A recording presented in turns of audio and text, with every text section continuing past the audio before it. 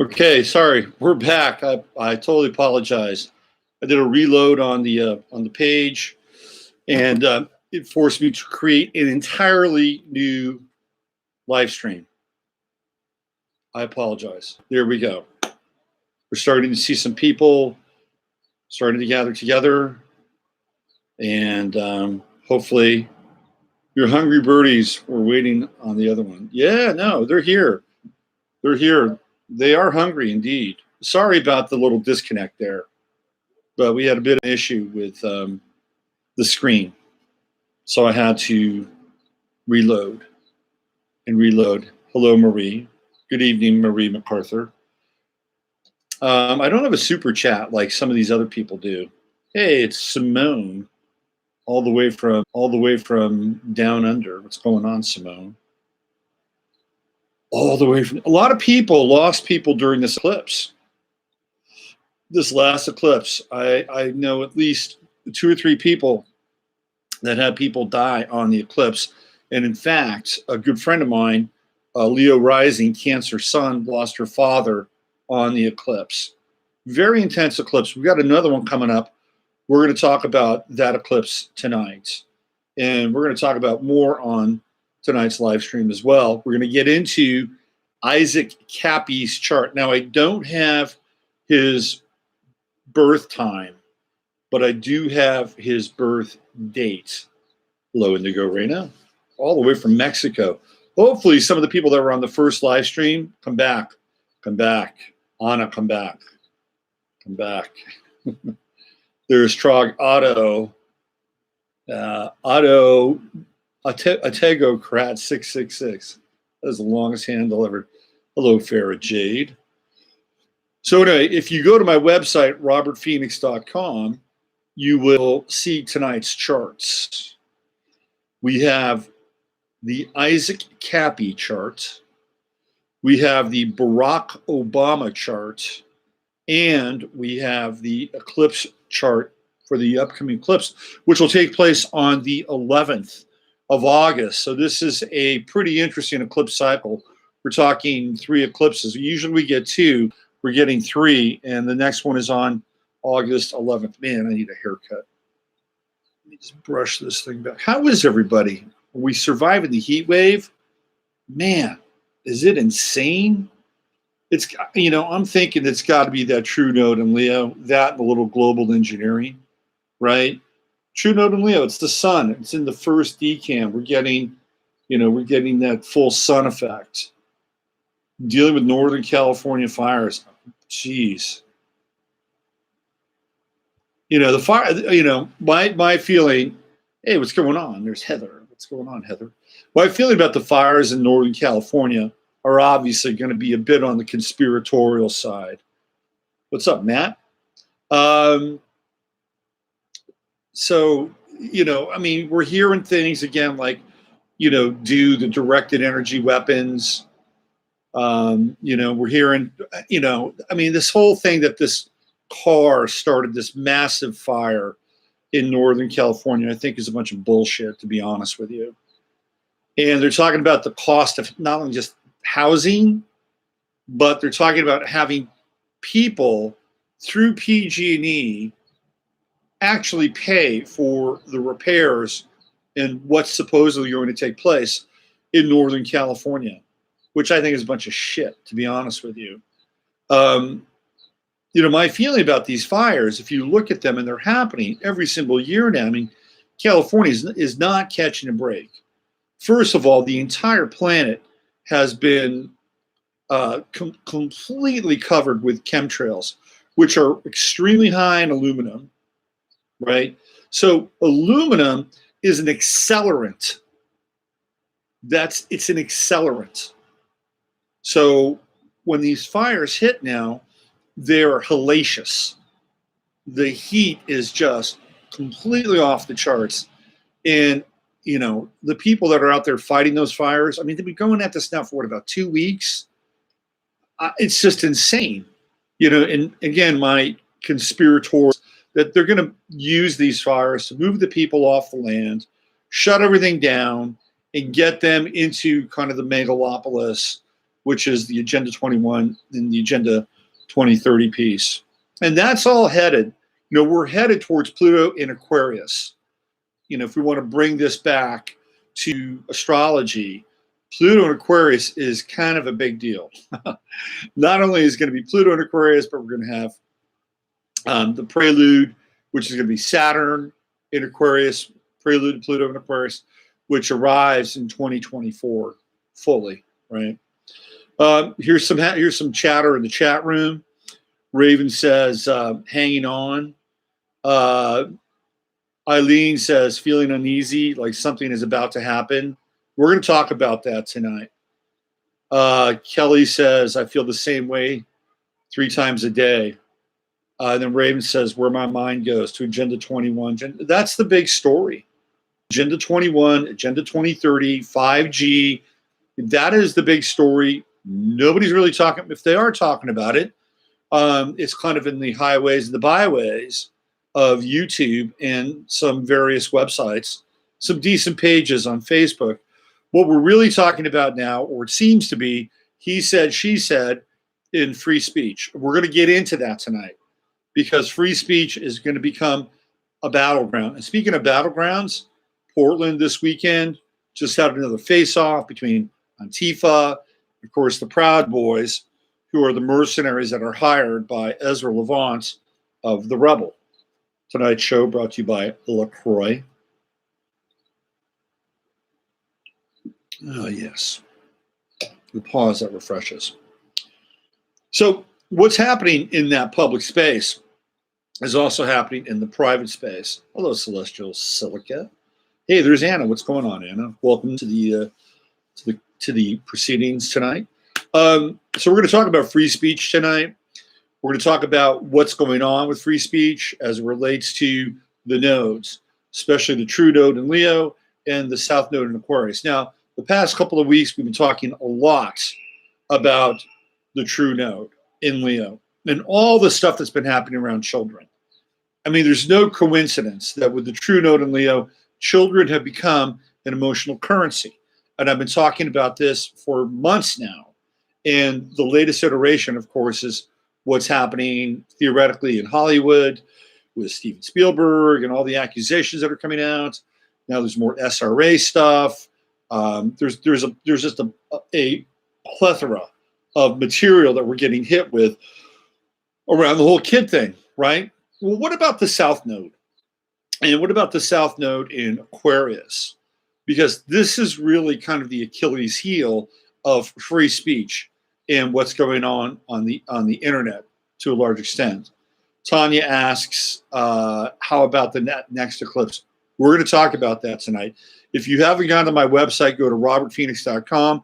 I've got 3 charts ready to go and teed up. We're going to go through all 3 of them. Plus, we're going to look at the chart of the moment. And the charts we're going to look at tonight are Isaac Kappy's chart. He's the guy that has been kind of a controversial person, right? He's controversial. And some people are, applauding him. They're cheering him on and say, go, go, go. And there are other people who believe that while he may not be necessarily disinfo, he is not necessarily bringing bona fides and real, how do I say this, kind of prima facie material. So when he says Steven Spielberg's a pedophile, I mean, where's he going with that? Where is the information? What kind of data does he have? What kind of evidence does he have? Now, it's not too far of a stretch to think that. If you look at a lot of his stuff and Hook and all, he's in the cycle. Spielberg is in this cycle. He's in this spin cycle right now. Okay. But there's no hard evidence. Same thing with Tom Hanks. There's a lot of really bizarre stuff where he's done skits on SNL and Jimmy Kimmel. And, again, we're looking at some creepy data, that is kind of circulating around these people. Will Smith is another guy. You could probably find about 10 to 15 videos where he's kissing his son on the lips. Now, that's not necessarily a bad thing to do, but the son looks very uncomfortable in most of those instances. So what's happening now is we're getting these allegations that these people are pedophiliac or they're engaged in some level of child trafficking. And again, the emotional currency with children has never been higher. It's at an all-time high. Unless, of course, we're talking about kids in Yemen or kids in Palestine, in which case nobody talks about them, nobody cares about them, and nobody gives a shit about them. But as long as it has the ability to lubricate an agenda, and there is an agenda afoot, let's be clear about this. People on the alt-right have an agenda. You know, Mike Cernovich has an agenda, and I'm not a huge Cernovich guy. I'm just not. You know, these people who are on the alt-right, Laura Loomer, Mike Cernovich, Jack Posobiec, you know, they all claim that they're pro-freedom of speech, and this is why they're doing this. Well, you cross their swords and talk about Israel or Zionism or Netanyahu, and guess what? They won't talk to you. They won't reply to your tweets. You know, I've had Cernovich reply to some of my tweets on Twitter. Whenever I bring up who did 9/11, or I ask if he's a Zionist, what do I get? Zero. Radio silence. So they're all for free speech as long as it can further their agenda. Now, the big debate here about free speech is, you know, can we allow somebody like this young woman from the New York Times, who is the tech editor, to have about 30 posts about how much she hates white people? And is that allowable, right, for somebody who's a tech editor for the New York Times? Well, I would say yes. I would say yes. In as much as I find her tweets offensive, I would say yes. Because this is the fulcrum of, theoretically, democracy in this country and freedom of speech. Because I would champion that just as much as I would champion other people to have just as vigorous a response towards that. You see, once we get into this place where people's speech must be contained because it's offensive or it's harmful or it is triggering, you know, we're on a slippery slope and we're getting very, very close. And this is where we get into the South Node in Aquarius. Oh, look who's here. The man. The man's on his way. You want to come up here? You want to say hi? Your fans are missing you. Get over here. Come here. You know what I'm talking about. Should I roll the drums? Come on. Let's go. You want to come up here? Come on. Right here.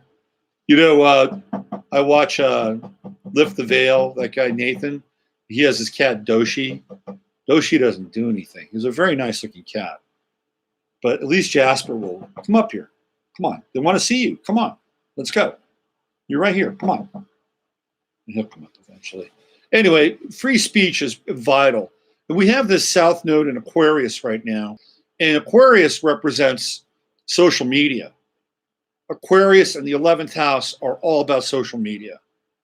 And it's not just social media, but it's movies and it's music. I mean, anytime we get into broadcasting a message, we're in the realm of the 11th house and we're in the realm of Aquarius. So what do we have? We have that South Node in Aquarius, first decan, and it is the Achilles heel of free speech right now. Because in as much as Isaac Kappy, again, we're going to look at his chart tonight, in as much as that is, you know, pretty powerful statement around, you know, Spielberg and Hanks and kind of busting the dam a little bit, it's also potentially really irresponsible. And I'm not saying that he can't say that, but we're getting really close to pulling the fire alarm, you know, or yelling fire inside of a theater. And, you know, just watch how this thing begins to unfold. And I'm adamant. You go for free speech. It is our right to do that, right? It is our right to do that. But the challenge with this is that we have to have some responsibility and some veracity in order to back it up, in order to stake the case in a way that it's fucking conspiracy lunatics. Because that's the other part of this, right? Now the QAnon stuff, again, South Node Aquarius is starting to bust. And people like David Brock and Media Matters and all these other characters, they're starting to put these pieces together. And people like myself and people in this chat room who I know are turned on and switched on and want to get to the truth, they're going to have to deal with this. This is going to be the next witch hunt. This is the battleground, and this is where it's all taking place with that South Node in Aquarius, right? It's happening, and it's happening right now. And I think we have to use some real discretion. This is why when Roseanne went off, it's like, I think Roseanne, who knows with Roseanne? She's got multiple personalities. She's triggered. She's an MK Ultra, beta kitten. She's got that in her background. So when she goes off and starts doing her thing, and just kind of blurts out, Valerie Jarrett is whatever, like, yeah, she can do that, but it's not really responsible. Like, if we're going to have an impact, and if we're engaged in this process around truth right now, which we all are, we're going to have to be like a freaking razor blade. It's going to be like the razor's edge. This is what it's going to have to be. So, one of the things, and what's going to happen is that South Node is going to move into Capricorn in a couple of months. And that True Node is going to move into Cancer. So what's going to happen with the South Node in Capricorn? Well, all these Capricornian, agencies, bureaucracies, corporations, big business, they're going to circle the wagons because they're going to be under fire. They're going to be under attack with this South Node in Capricorn. This next phase is going to get very interesting to watch. We're already starting to witness a little bit of this. And we're going from this kind of, True Node in Leo, where everybody's inner child is getting tweaked and hammered, to the True Node in Cancer, where all of a sudden, guess what? It's going to be very emotional. Very, very emotional. And that's coming. That's on the way. Let me just check in with the chat room here. The free speech zones are ridiculous. Raven Key says, hopefully we won't get to free. Well, they're there. They've already been set up. Something feels off with Cappy. Just my 2 bits. Doesn't feel organic or managed. He looks really triggered to me. I've seen recent pictures of him. He looks so freaked out. And now apparently the cops have come to his door, and, you're going to see drama around this guy. Amy says, I think he is suffering from a Christ martyr complex, and he's probably being used or played. That being said, he could still be speaking the truth. I would agree with that. The weird thing is his relationship with Paris Jackson, Michael Jackson's supposed daughter, and him putting his hands around her throat, right? Cappy can cry on a dime and no proof. Robert, I agree with the truth. If the left steals the upcoming election through fraudulent voter machines, I believe it'll trigger a huge response. Yeah, I mean, we're in a really interesting place. We are in the eye of the storm right now. So what's going to happen here is it's going to get a little bit loud downstairs. So I'm going to get my headphones on. I'm going to get my mic on, and that way we can have an intimate conversation. Give me 10 seconds, and I'll be right back. Okay? I'll play some. Listen to the hummingbirds. Here, check them out. We'll do a little interlude here.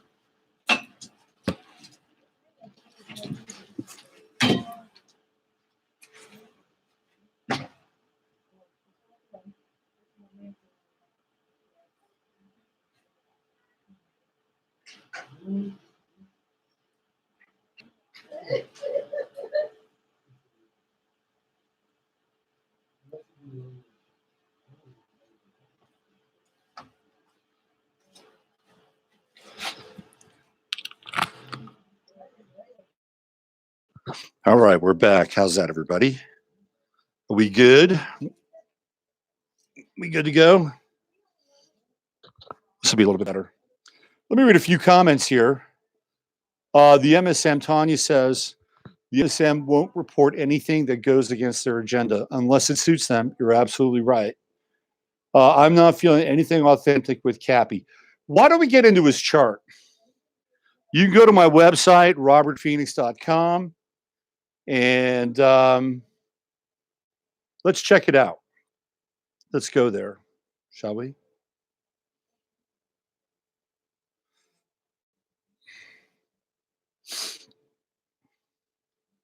So I've got 3 charts up tonight. One is Isaac Kappy. The other is, of course, Barack Hussein Obama. And then the next eclipse. I want to revisit Obama's chart and look at it from a bit of a different perspective. But let's get into Isaac Kappy. So he was born on February 17th, 1977. Now, what's really interesting is that there's another birth date and time out there for him. There's also a September 4th, 1984 birth date. Yeah, so there are competing birth dates for Isaac Kappy, which is kind of bizarre in a lot of ways. So I don't have the birth time. I set it at 6 a.m. And let's check this chart out. Again, go to my website, robertphoenix.com. You'll be able to see it. Now, one of the things that really struck me about his chart is that this guy is like totally ungrounded. He has one planet in Earth, it's Jupiter, and it's in Taurus, and he has one planet in water, and it's Uranus, and it's in Scorpio. And everything else is just completely air or fire. So he's combustible. This is not a grounded person. Now, does he have to be grounded in order to, bring the truth? Not necessarily.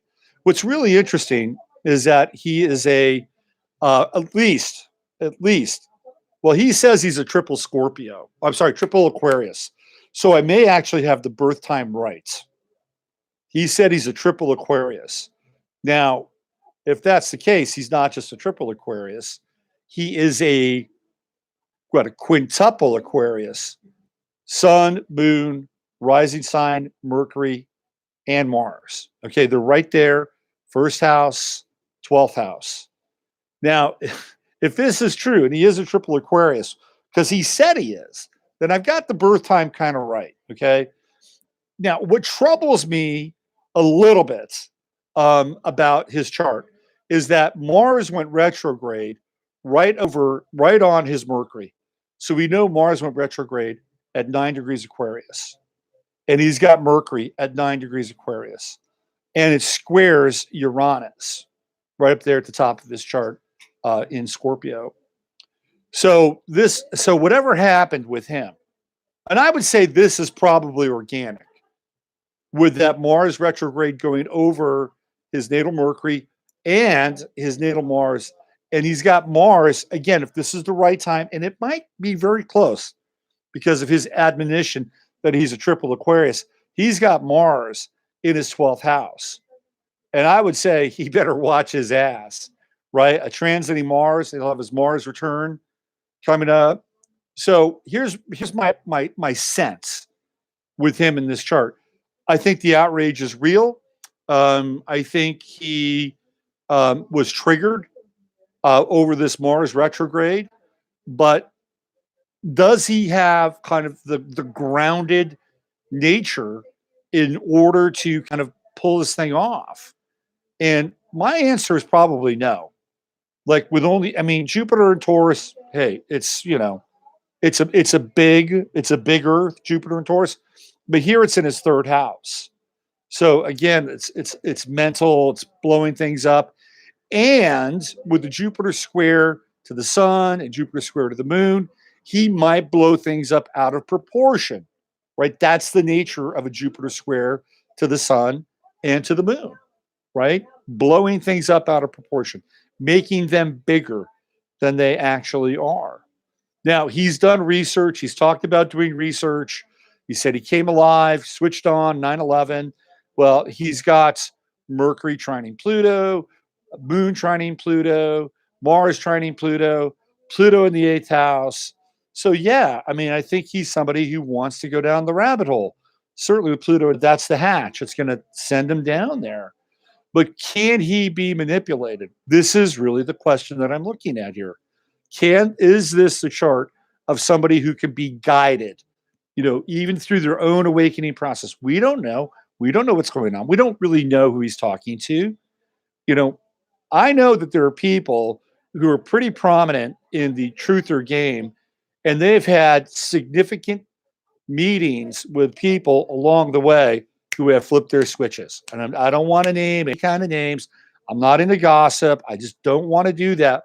But I'm telling you, there are people who have been essentially sculpted and moved along. And could this have happened to Isaac Kappy? Possibly. Possibly. He has Neptune up in the 10th house, right? That's the world. We're seeing this kind of Neptunian quest for truth, Sagittarius, and it's a grand trine. This Neptune is actually nicely aspected, trine to Saturn, trine to Venus. It's a pretty good grand trine, to be honest with you. And that Saturn could actually lend a little bit of grounding to what's going on with him. But I also feel like I think he's been burned, right? He's got that Venus Pluto opposition. And, he's got Venus in Aries, and that's a hot Venus. People have Venus in Aries, whether it's a relationship or whether it's a role or whatever, they go after what they want, especially if it's generally another person with Venus in Aries, right? So he's got this Venus Pluto opposition. Maybe this is where the Paris Jackson thing comes in, this obsession. And it seems like he's a little obsessed with Seth Green and his wife Claire as well. Now, I've not looked at their charts, by the way. So we can get into a little obsession language with that Venus Pluto opposition, and they're really close, right? They're almost exact.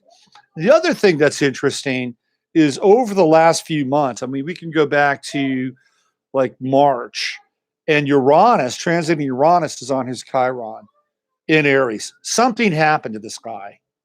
Something happened to him when Uranus went over his natal Chiron. And guess what? Uranus is going to go back there again. If I were him, I would actually be, I'd be very cautious right now, to be quite honest with you, especially because of that Mars. Again, theoretically, in his 12th house, it is right on his Mars. So transiting South Node is right on Isaac Kappy's Mars. Now, apparently, the police came to his house. I don't know if this is a stunt deal or, I'm not, I'm not following a lot of Isaac Kappy. I'm just trying to wrap my head around, why he would be so engaged. With all that Aquarius in his chart, he, on some level, man, this guy is motivated, right? I don't think the motivation is, how do I say, I don't think it's false. I think it's misguided. And I think he's operating from that Mercury-Mars conjunction, which is like shooting from the hip. It'll be interesting to see what happens, right? But can we trust this? Is this guy going to be our messenger, or is he going to lead us into this downward spiral where all of a sudden now people who actually have really critical factual evidence around things that have happened, whether they're from the pedophile world or the Hollywood world, pedowood, whatever, are they going to be able to bring their material forward? I mean, we're in a kind of a critical phase right now. All these hate speech laws were set up, back when Bush was president and Obama was president. So there are hate speech laws now that are on the books here, and they kind of supersede the Constitution, right? Supersedes the First Amendment rights. We've got this synthetic layer of these hate speech laws. And, that could be, that could be the linchpin, right? So again, South Node in Aquarius. This is where we are. This is kind of the, in sports, they talk about a soft tissue injury. That's the new thing in sports, right? The soft tissue injury, whether it's the hamstring or whether it's patella tendon or, whatever those things are. We're in the phase right now where it's kind of soft tissue, right? It's so we've got to be really clear, really clear about who's doing what and why. Like, what is the agenda? We always have to ask that. What is the agenda? We got to get good at this game. If this is what we're doing, and we're looking at a number of different sources and resources, including astrology, to open things up, we have to ask, what is the agenda? Who could be behind this agenda? And this is not a game this is not a casual game. Like, you just can't check in and out. I mean, you kind of got to know who the players are, who they support. It's a very interesting time. Now, one might say, well, all you got to do is just be a good Christian and, sit back and, enjoy the show, get the popcorn ready. Sounds a little like QAnon, doesn't it? But I mean, that's a strategy. Like, you don't have to care. Oh, it's out of my hands. It's out of my hands. But I think the two are not mutually exclusive. Like, I think we can unravel the truth and we can be very clear about kind of what's going on socially. And at the same time, we can still cultivate our spirit, because that's another piece around all of this, is the cultivation of our spirit. When Jupiter goes into Sagittarius, that's going to be a very interesting time. You're going to get a lot of people. You're going to get some very interesting truth, some bloviating, some religiosity, some messianic kinds of visions, which is going to be very, very interesting. And that's coming very shortly. But until then, we have Jupiter in Scorpio. He's got that true note in Libra, which again is interesting, right? It's in the 8th house. And who is he really focused on? He's focused on Seth Green and his wife, Claire, who are a couple, true note in Libra, 8th house. You know, what did he see? What did he witness? And he seems almost like, for him to turn on Seth Green and his wife, Claire, and again, some of their posts are really weird. I've seen a lot of their Instagram stuff, a lot of their Twitter stuff, but for him to turn on them, it's very interesting. You either have to think that, you know, he's really kind of a real kind of Paul Revere, that Mercury Mars conjunction, or, you know, there's something else going on here. Anyway, the latest videos I've seen on him have not been flattering. He looks completely whacked out. He's got the Saturn Venus square coming up. That's going to happen in February. So if he's still on the streets, that will be interesting. I would not be surprised if he gets hit with a lawsuit during that time, quite possibly. But Jupiter, right up there, top of his chart. It's not quite on Uranus, but if this is similar to what's taking place with the triple Aquarius, which he has stated that he is, Jupiter's going to hit his midheaven. Who knows? You know, Aquarius, of all the signs, Aquarius is the one sign that I think is most like the Fool, right? It is ruled by Uranus. If you look at the Fool card in the major arcana, it is Uranian. So I believe Isaac Kappy is playing the role of the Fool. Now, is he a divine fool, or is he a fool that's being played? I mean, we kind of saw this a little bit with Tommy Robinson. You know, kind of similar in some ways. Is Tommy Robinson's a Sagittarius, so he's got a whole other thing going on. By the way, he's out of jail, and he almost feels like he's an inadvertent kind of hero or inadvertent prophet. Like, I don't really trust Tommy Robinson, but he's one of these guys that seems like, you know, this is the way Sag works. Sag steps in shit, and then they wind up, you know, discovering, you know, $100 bills stuck to their foot. I mean, so Tommy Robinson has a little bit of that in him. So I think he's like an inadvertent sort of patriot or inadvertent hero. I don't feel great about him, but it seems like these things happen every now and then. And Isaac Kappy may be in the same category right now. He's got Saturn in the 11th house transiting, which means he's not going to have many friends. Again, if this is the chart, right? He's not going to have many friends at all with Saturn going through his 11th house. I think he needs to be cautious, whether he is somebody who's being played, whether he's somebody who has spontaneously ripped something open. He doesn't feel completely right. Something feels off. And maybe it's the lack of water. Maybe it's the lack of earth. Maybe that's it. Maybe it's all that crazy Aquarian energy, you know, opposing Saturn and squaring Jupiter and squaring Uranus. You know, he's got that big T square, right? Maybe that's it, but it'll be interesting to watch. And certainly we have some astrological frisson here to have a little bit of a discussion with. Let me check in with people in the chat room, see what they're thinking about this. Where can you see mental illness in his chart? Well, that could be the Mercury square to Uranus. That there's an instability there with a Mercury Uranus square, right? If you had evidence of crimes against children, would you go to the court of public opinion or take it to the courts? It depends. I don't think the courts would matter much, but he doesn't have evidence, though. I mean, he's got hearsay. He has some hearsay, and we all know that this stuff is going on, right? It's happening, but at this point, he's got some hearsay stuff. When I watch videos of Cappy, the psych nurse in me sensed mania, bipolar disorder. That could be. Let's just go back to his chart again. Jennifer is a pretty accomplished nurse, and she's in the chat room. She's got great instincts. So he's got the Mercury square Uranus.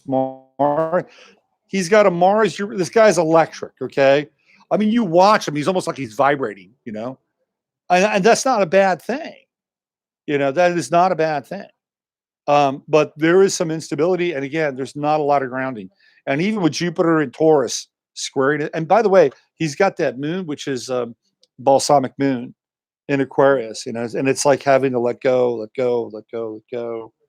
I mean, I get a feel like he's done something like this before, you know, like in another time. This feels very kind of past lifey in a lot of ways, you know. And his South Node is like conjunct Chiron. This guy's been he's been persecuted. He's been persecuted from another place and time. That's what it feels like. And he might have let other people. Here's the deal. I think he might have let other people become persecuted.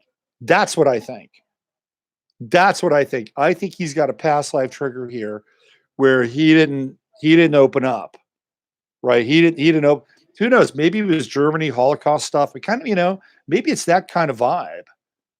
Because I think he's trying to make up for something. That's my sense. If we're looking at this from a past life perspective, this is my sense. This is a whistleblower who didn't blow the whistle at a time when he needed to blow the whistle. What do you guys think? What do you guys in the chat room think about that? How does that grab you? Maybe in the French Revolution. Maybe. Ricky, hey Teresa, what's going on? Uranus is stationed on my 8th house Saturn, plus all the other little joys. Our last eclipse stuff triggered. What else do we have? Any other questions?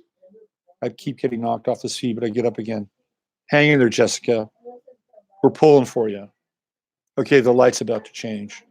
So I'm about to get brighter and more incandescent. The French Revolution was intense, man. I was there. I got out though.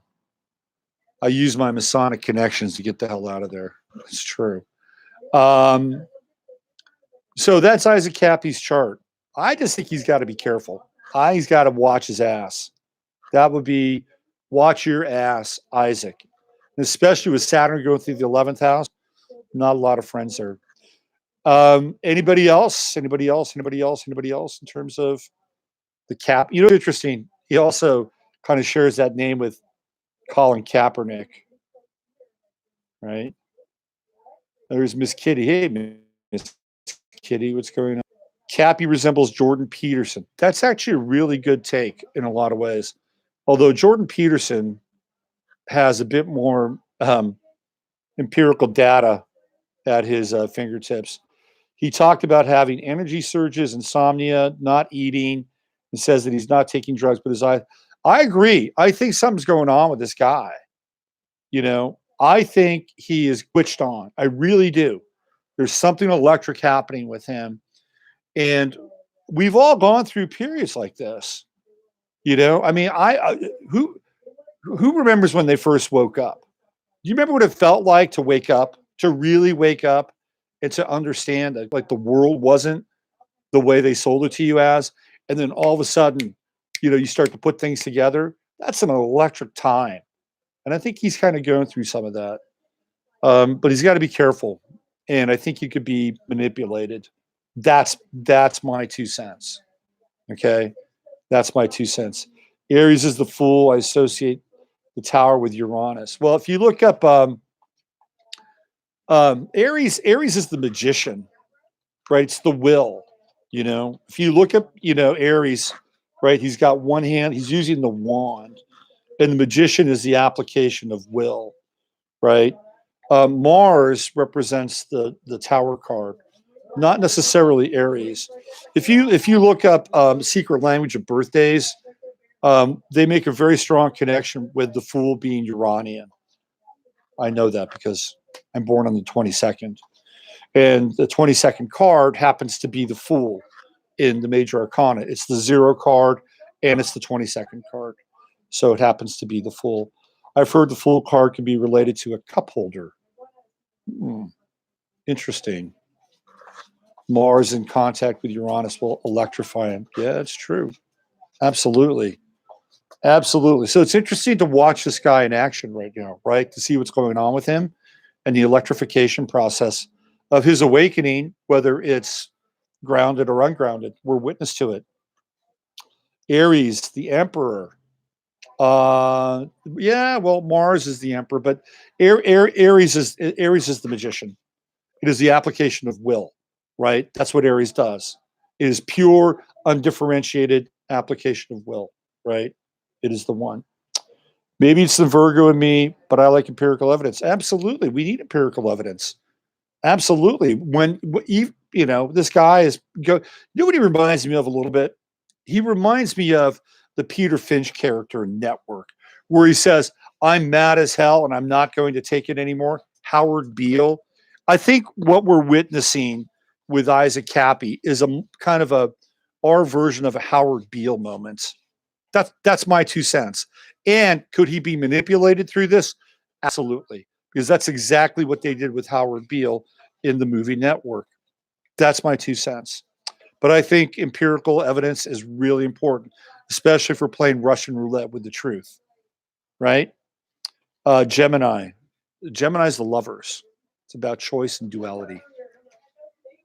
I used to be a tarot reader for years. But yeah, Gemini can be a little, play with the air magic stuff. Let's get into Barack Obama's chart. I wanted to revisit. We're in a Mercury retrograde. I want to revisit this chart. And again, is this really his chart? Your guess is as good as mine, right? It's as good as mine. But Barack, this is the chart that got me from Gaia. I'll never forget. I was doing these shows at Gaia, which a lot of you know about, and I'll never forget the last series of shows I did. And I remember going in that week thinking, "This is it. I'm done. I'm done." I didn't know how, I didn't know why, but I felt like I'm done. And I remember walking out of the studio feeling it's over. I'm finished. It was weird. It was a weird feeling. And this Obama chart was the one that got me in hot water. Because, well, you didn't talk politics at Gaia. That was I didn't know it though. Nobody told me the rules, and I'm a rat, so rules, schmools, whatever, right? So let's get into this chart. Now, I wanted to look at this chart for a couple of different reasons. Now, again, we have an Aquarius rising chart, just like Isaac Kappy. And by the way, it was Barry's birthday yesterday, same day as the Gulf of Tonkin in Vietnam, right? So one of the things that, again, let's just say, for shits and giggles, this is the chart. Or this is the chart. It's not the Kenya chart. Things are going to change a little bit. Let's say, moved to Kenya, where there's a rumor that he was actually born in Seattle, moved to Seattle. But there are things inside of this chart that won't change. They won't change. And the things that I'm looking at the most that won't change clearly are the Sun square Neptune and Mercury square Neptune. Now, if you look at this chart, Neptune is in the 9th house. And, where was Obama rumored to have been born? Kenya, right? Theoretically, right? Kenya. Or he had a Kenyan father, which again might be in doubt as well. There's the Frank Marshall Davis thing. I actually did a whole series of these things on Gaia. I did the Frank Marshall Davis chart. I did the Obama chart. I did the Malcolm X chart, right? I did all this stuff. They shut the door downstairs. I think the Obama talk might have done something. Anyway, so here's Neptune in the 9th house. Distant journeys, foreign travel, right? Distant lands, higher consciousness, college.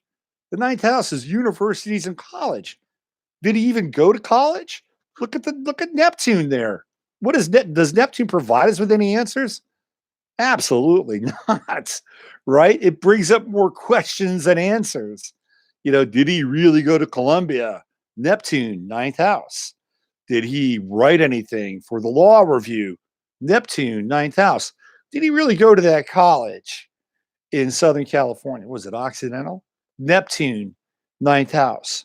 What about his connection with Kenya? Right? Neptune. It's cloudy. It's misty. There's no answers there. And then Neptune is doing what? Well, it's squaring Saturn. Saturn is what? It's the father. So we have this Neptune Saturn square, right? And then the Jupiter conjunction with Saturn, even though they're in different signs. We've got Jupiter at 0 Aquarius and then Saturn at 25 Capricorn. Cappy. Isaac Kappy. Isaac Kappy. Isaac Kappy. Sorry. Cappy got in my head, right? And Cappy being Capricorn. It's interesting a little bit. It's a little bit. Anyway, so we have Saturn is the father in the chart, and Saturn squares Neptune inside the chart. That's what Saturn is squaring right now, right? So what do we have? We've got confusion around potentially the father. Jupiter conjunct Saturn. Well, who's the father? Father, who's the father? Jupiter conjuncting Saturn. Boy, there's a lot of possibilities there, right? Saturn in the 12th house. The father is hidden, tucked away, mysterious. There's no clear path to the father in a lot of ways in this chart.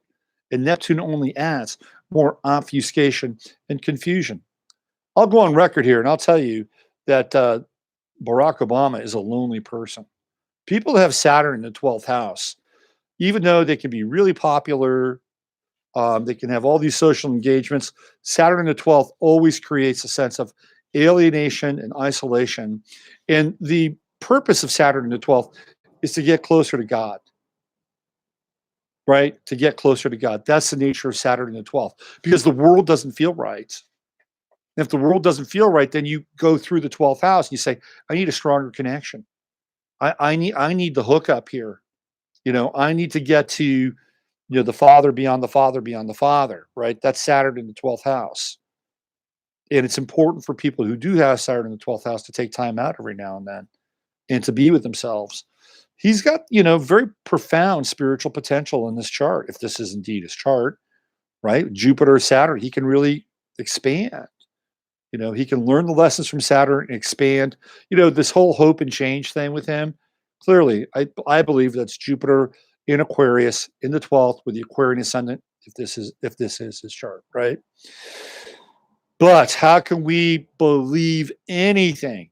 He's got a Neptune square to the sun. He's got a Neptune square to Mercury. Again, these are difficult aspects. It's the obfuscation of not just the father, but the identity. The sun is the father when the person is younger, right? The sun is the father when they're younger. Saturn is the father as they get older. Neptune is squaring both.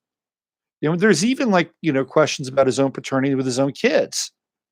There's a lot of information on the internet that says that, those kids were essentially, leased to them by two friends. I don't think it's impossible, by the way.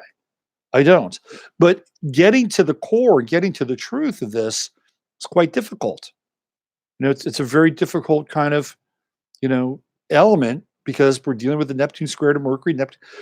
Again, who else has a Mercury Neptune square? Donald Trump. Can you believe Trump most of the time? The answer is no. It's no. He'll say something is awesome and it's great. It might be just mediocre, but with a Mercury Neptune square, he'll do that. He'll also, he'll lie. I mean, he'll lie with a Mercury Neptune square. Can he get away with it with a moon in Sagittarius? I don't know. Hard to say. But he's got the same square that Trump has. The difference between him and Trump is that he's got the Sun Neptune square. That's what he's got. He's got the Sun Neptune square. It's about identity. In a lot of ways, I don't think he knows who he is. I don't think he knows who he is. And being a Leo, he would definitely look towards some kind of egoification or something that would allow him at a large level to, to understand who he is. but I don't think he really knows who he is. That's my 2 cents. He's a projector in human design, by the way. You can see that. He doesn't have his own energy, but boy, can he amplify energy.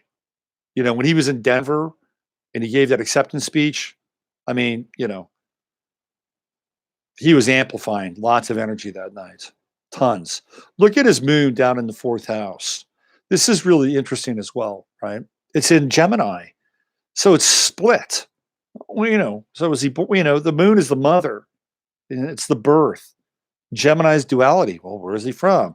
Where is his birth records? Where is his birth chart? Moon in Gemini. What's it doing? Squaring Pluto, squaring Uranus. It's not really giving us a lot of information, especially with the Uranus square, right? Now, he does have a sextile with Mercury and the moon, so he's intuitive. Barack Obama is intuitive. It's interesting. He's got that opposition with Mercury and Saturn, and I wonder if that has something to do with his speech impediment, because he stutters. You remember watching him stutter? I think that could be the Mercury Saturn opposition in his chart. I think the moon is probably the best planet that he has, right? It's trining Jupiter, it's trining Saturn, sextiling Mercury. And I think women really are into Barack Obama. Like when he was running for president, man, women swooned over him. Some of that might with Venus as well. The Venus sextile to Pluto in his chart. And it's an interesting chart. But I don't think we can't draw. I don't think we can get any clearer from him with this chart, especially with the Sun, the Saturn Neptune square, the Mercury Neptune square. We're getting into areas of obfuscation, and it's almost like he's the president. Like in a weird way, it's going to be interesting to see what happens to him over time. I mean, he may be the president that never was, on some level. Like except for maybe Abraham Lincoln. But everything is kind of going away now with Obama. Unfortunately, one of the things that he did do well was he protected the wildlands against pesticides and GMOs. And guess what Trump did? He rescinded that law that Obama passed. So now the wildlands can be used as kind of a laboratory testing ground for GMOs and pesticides. That's not great for Trump. I have to say, it's not great for Trump. Not at all.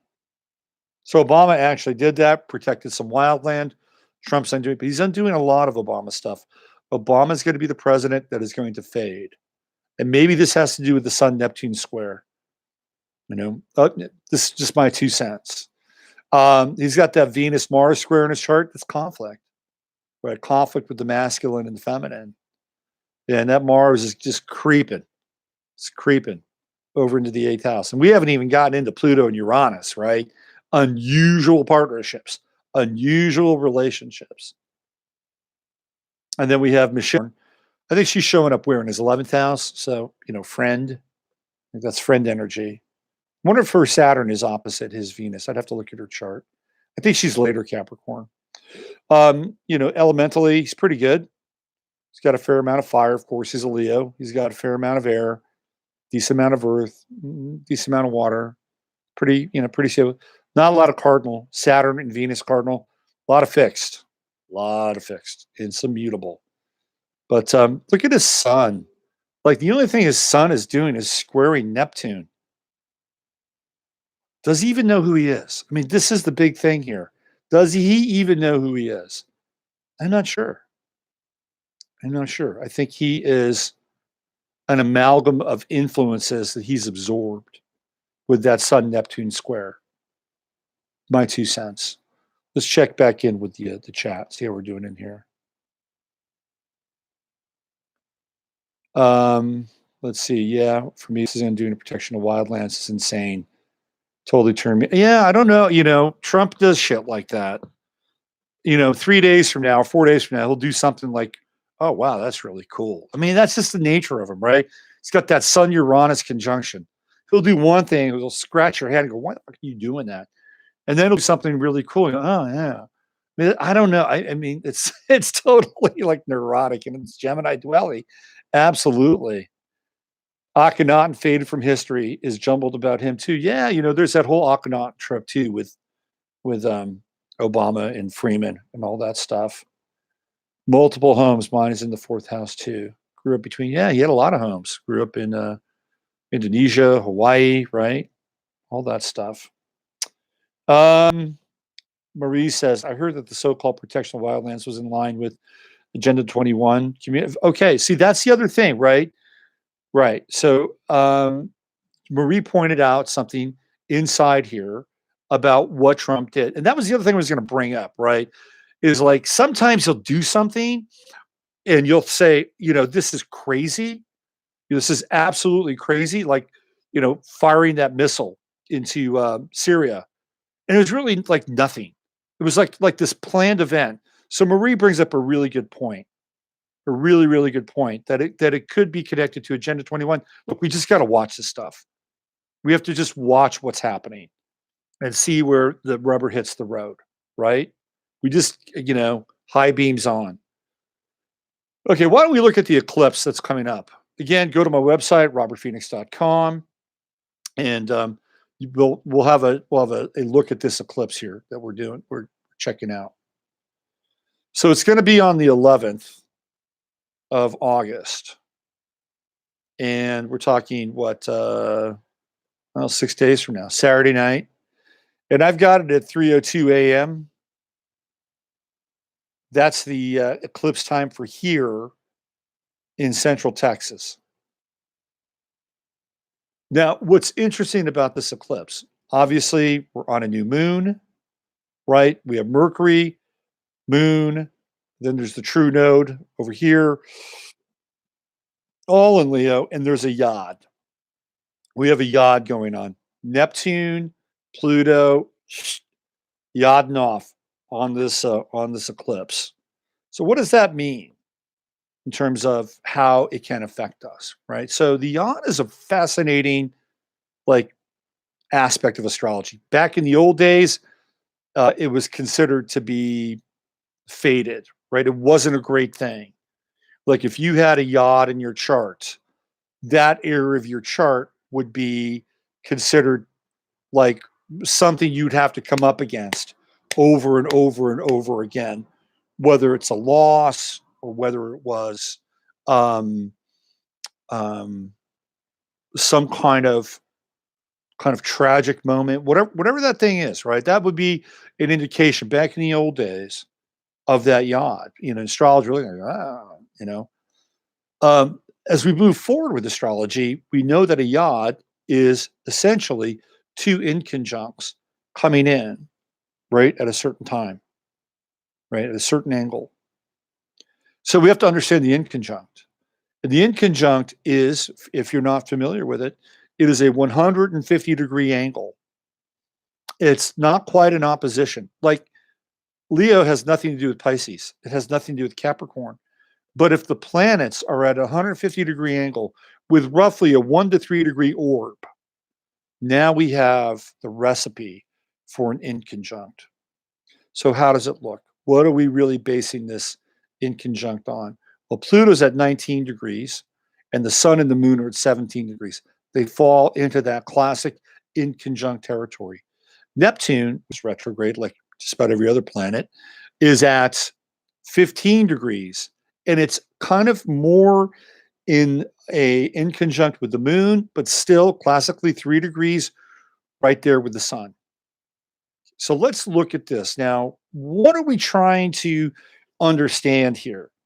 Okay, what are we trying to understand? This is going to be a very interesting eclipse because of the subject matter that we've been talking about tonight with Isaac Kappy, pedo wood, and all that stuff. We're dealing with children. Look at the amalgamation of energy, Leo, and children. True node, Mercury, sun, the moon. It's all there. All Leo. What do we have? We've got the inconjunct, Neptune. What's real? What's real about this stuff? We're trying to, trace these vapor trails as it relates to what's going on, not just in Hollywood, but all over the place, right? I mean, Nathan over on Lift the Veil is, he's interviewing all these SRA people. Now that's starting to come to the surface, the McMartin stuff. If you want to look at some interesting stuff, what is it? Kinder, what's that?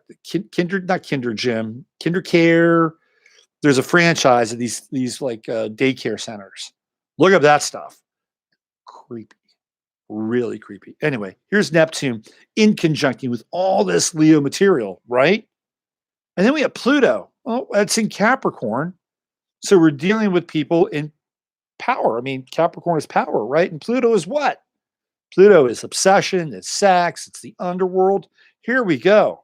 We have got not just a classic yod, but a yod that is like a freaking fuse for some fireworks coming up here in the week ahead. Now, just because the eclipse is happening on Saturday, excuse me, doesn't mean that it's actually going to, go off. We could have eclipse energy, starting right now and then going out a week after this.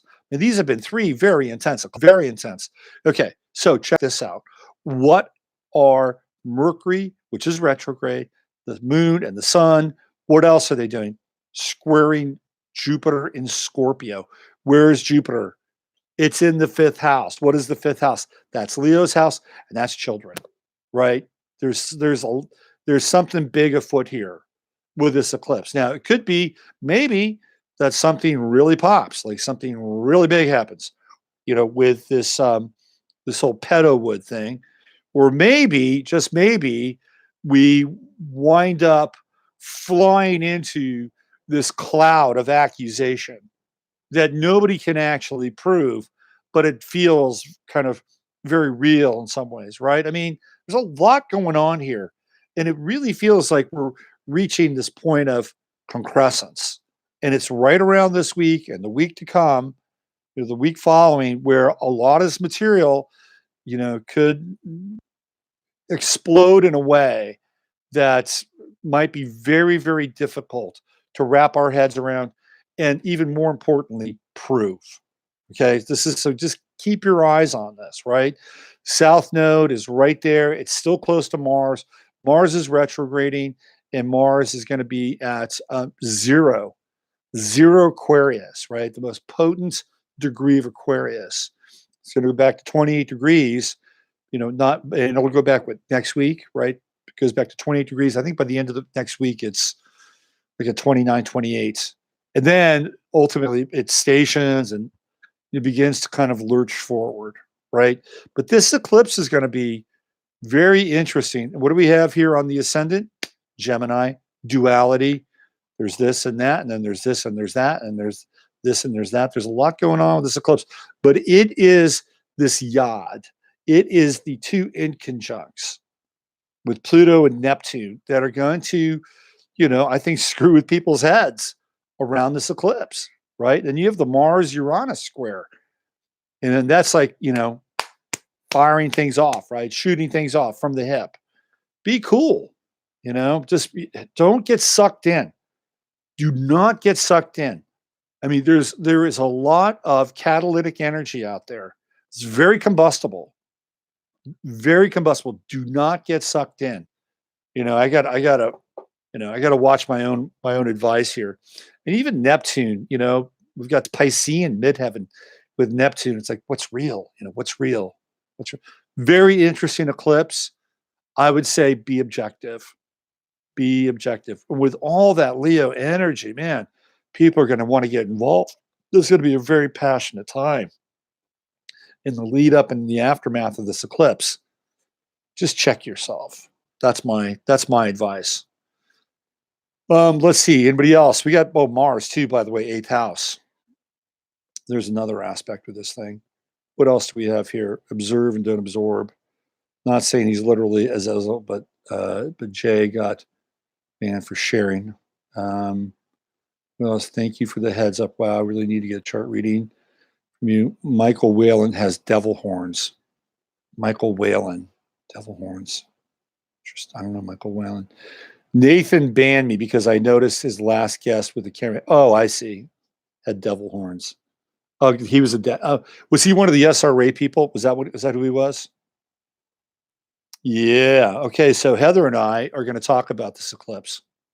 It's going to be cool. You know, I had 190 people in the chat room at one point reviewing. That was pretty cool. That was like a record for me. It was great. Yeah, SRA. The last one was the last one, Oregon. Yeah. Yeah. So Heather and I are going to get into this. I love working with Heather. If you haven't seen the stuff that Heather and I do together, it's great. And she's super talented. And she's a great astrologer too. I'm so proud of her. Any thought? Kinder care. Yes, kinder care. Thank you. You want to get into a rabbit hole? Go down the kinder care rabbit hole. That's a dark one. That is a dark, dark place to be, that kinder care rabbit hole. Should we just look at the chart of the moment briefly? You guys want to do that? Check it out. I'd love some more of your thoughts around this eclipse. Feel free to type them into the chat room there. Let's check out the eclipse, or let's go to the chart of the moment. Oh, today's let's see, the 5th. Where are we? The 5th. Today is Sydney Omar's birthday. How about that? Sydney Omar, one of the great astrologers of all time. Chart of the moment. Looks like we have the moon at the final degrees of Taurus. So when you get up tomorrow, that moon's going to be in Gemini. That's a chatty moon, isn't it? Super chatty moon. Could be a gossipy moon around the water cooler tomorrow. Mercury retrograde, Leo. You know, I think Mercury retrograde Leo is kind of interesting to go back in time and look at your past, like especially as a child. And maybe there are some things around that you want to resurrect and bring back, things that you loved. It's not always, when we get into astrology, I think by and large, as a culture, we get so hooked on feeling, right? We get so hooked on feeling and healing because, we want to get better. We want to get clearer. We want to get stronger, all these things. And there's nothing wrong with that. But I also think that sometimes it's about finding like simple joys, simple pleasures, things that just put a smile on your face. And these are really, really important aspects of our life that I think get buried because we spend so much time with our screens, so much time dealing with, all this media and the meta that comes at us. And, we're really in a pretty powerful and profound and deeply transitional time. We are in the great deconstruction phase, but there are some things that are constant and they're eternal, and they are joy and love and things that when we were younger connected us to the world in a way that can be really powerful and just as healing as looking at our shit and looking at our shadow. And today I went kayaking. I've been kayaking a fair amount, and I thought about, like, if I was a kid and I knew I was going to go kayaking, like, that was special. We didn't have kayaks when I was a kid, we had canoes. But if I was going to go canoeing, I'd get really, really excited, right? It's like, oh man, we're going canoeing, right? And I was thinking about this today as we were driving to the river, to kayak. And I thought, okay, well, there's going to be the kayaks, there's going to be the river. I kayaked there a couple of weeks ago, but it's never going to be the same. That river's never going to be the same, and it wasn't. The conditions are totally different today.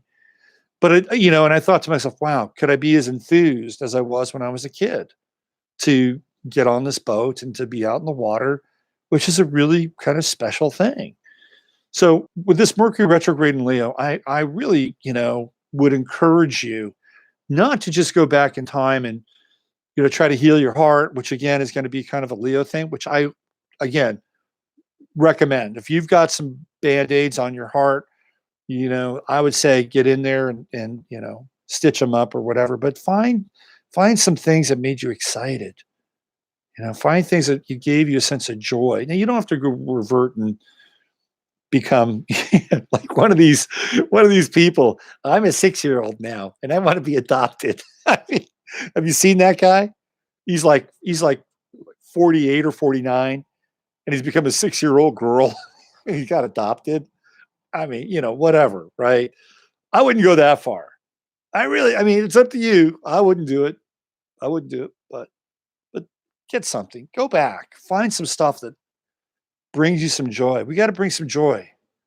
Like the joy quotient is really important. We can't always be pedal to the metal 24/7, 365 intense, man. You're going to burn out.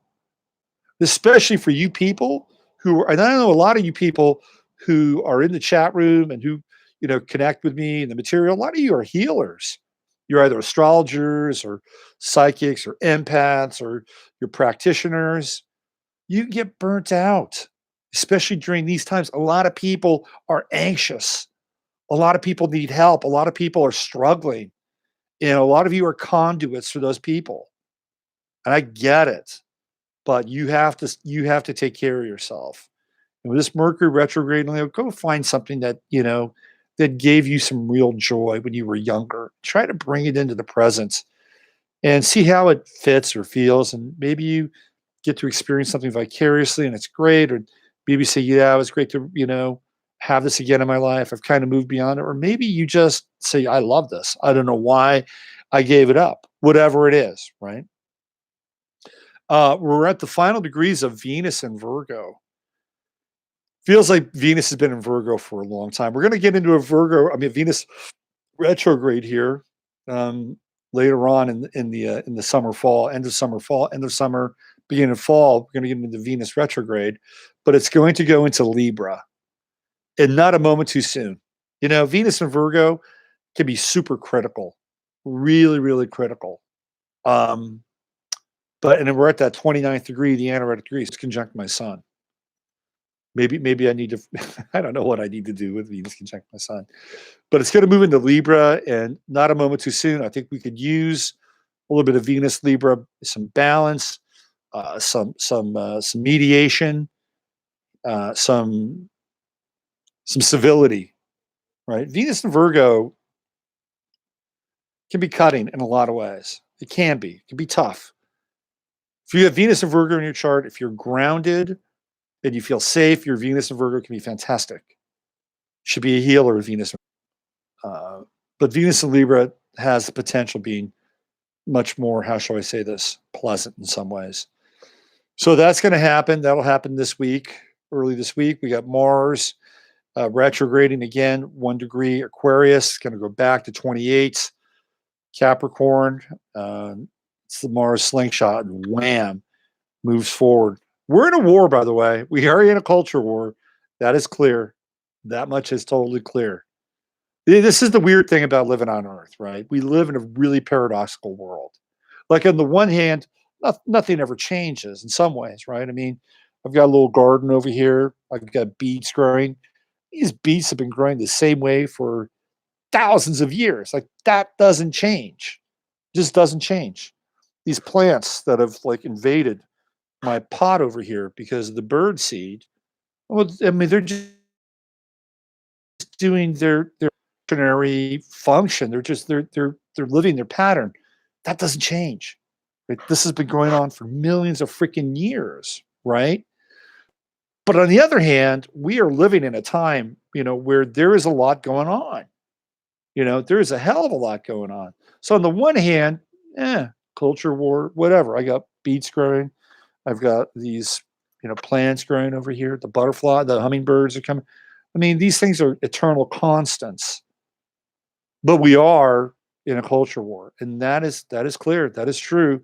Cannot deny it. It's out there. It's happening. And this is the Mars Aquarius piece, the retrograde. It's moving backwards, and we're getting a sense. We're getting the sense as to, it's really fascinating. I wanted to talk about this, and I want to talk about it in a way that's not really charged, or at least not as, because I've been thinking about it and trying to distill this thing. But I've been reading a lot of tweets about like white hate, and like not whites hating other people, But a lot of white hate or hate that's being expressed towards whites, Caucasians, and they're coming up on these tweets, right? You're seeing these pages now.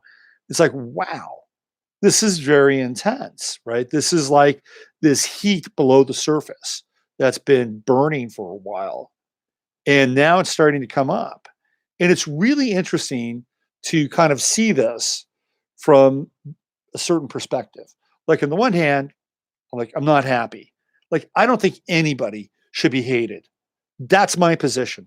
I just don't think anybody should be hated. Black, white, brown, Asian, like, forget it, right? We're all kind of in this together on one level, right? And any kind of hate is like just not great for the planet, no matter how justified you think it is. Just not. And on the other hand, I'm kind of pissed off, right? That this has been fomented, and it has been fomented. It's been fomented and cultivated through the university system and a lot of lies. A lot of lies. So that part has kind of enraged me a little bit.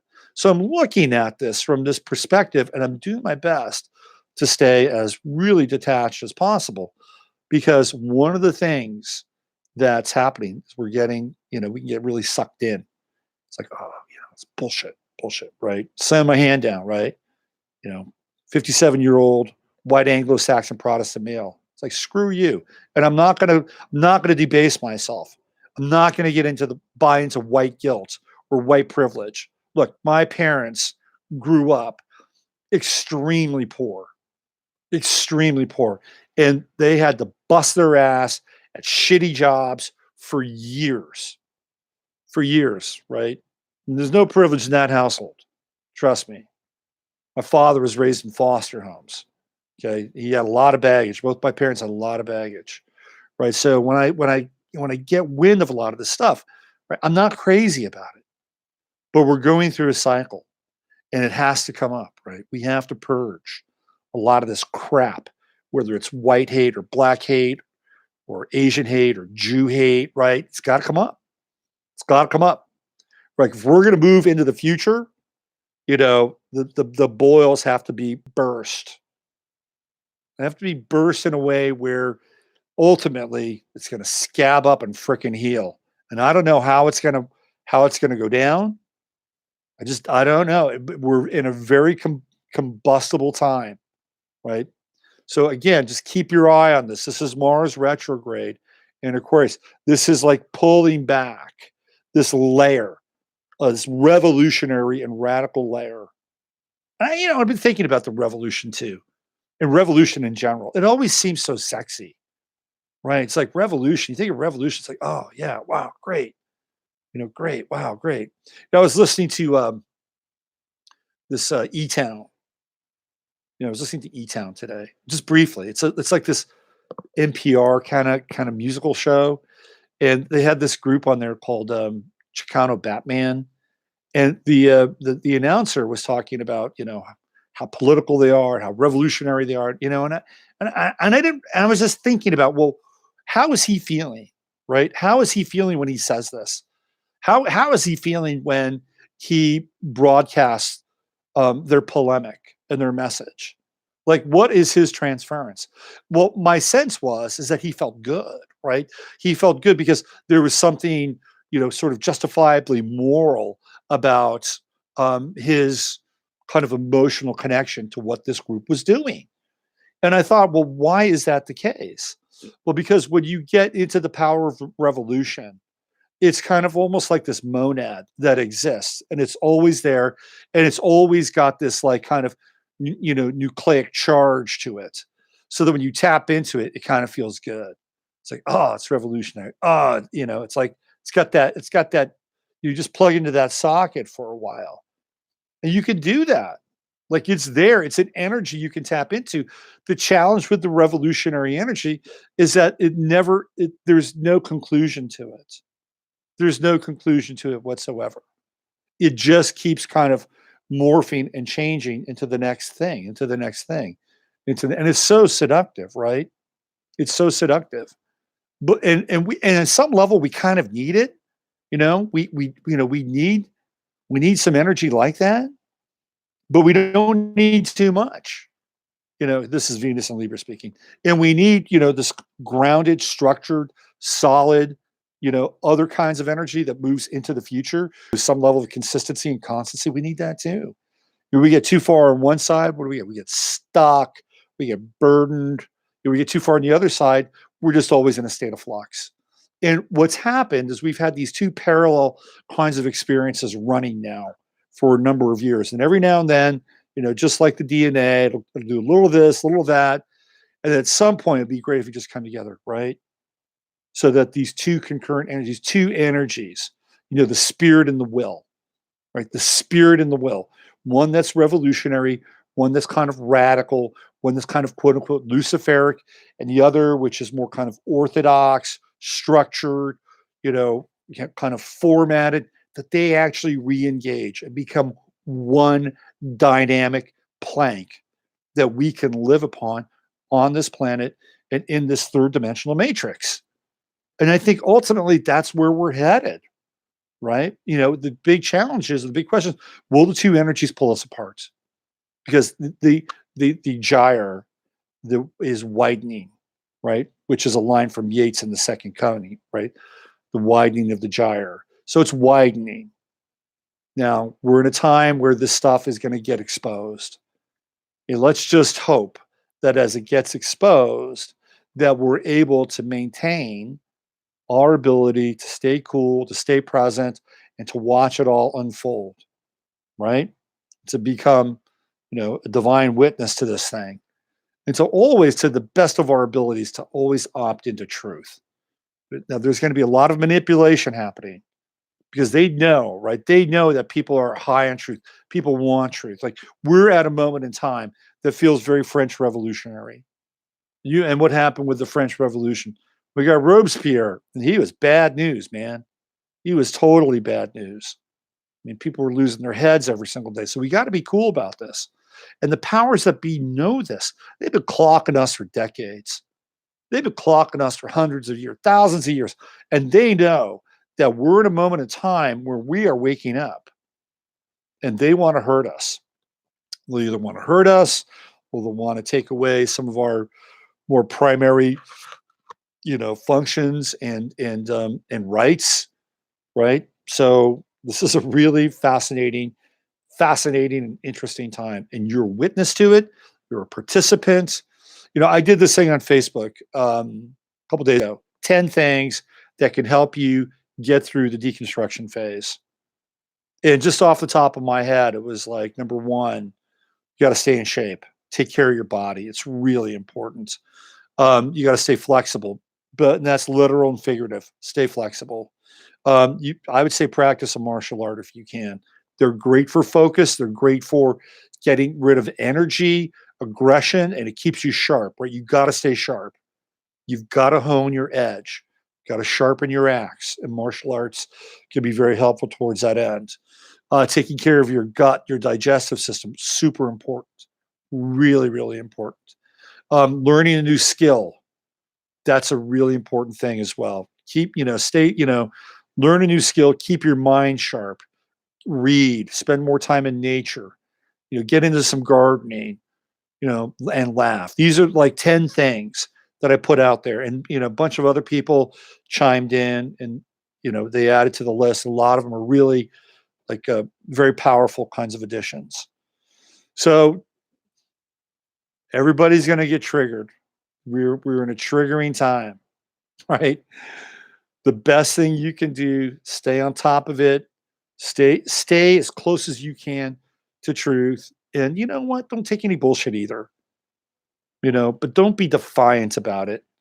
If you smell bullshit or you feel like you're being manipulated in some ways, just be aware of it and just say no.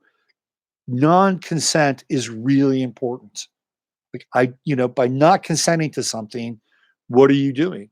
You're not giving that thing, that person, that situation any power over you. And the only way you could do that is to stay present and in the moment.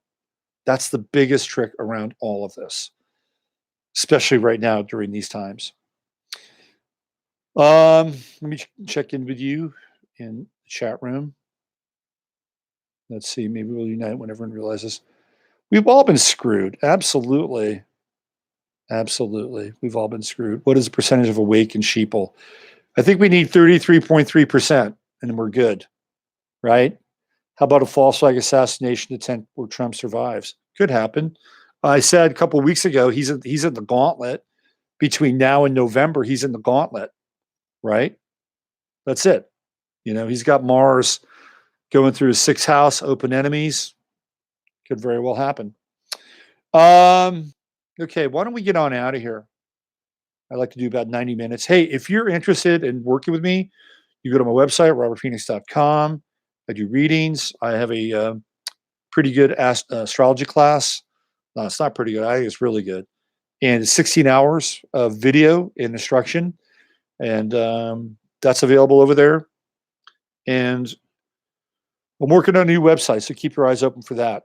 So weeds are people too. That's funny, Darcy.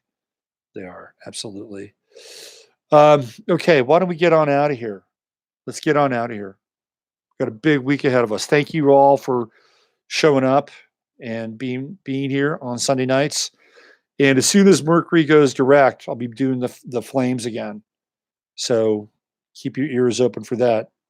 All right. Have a great week. Bless y'all. This has been Robert Phoenix. Ciao.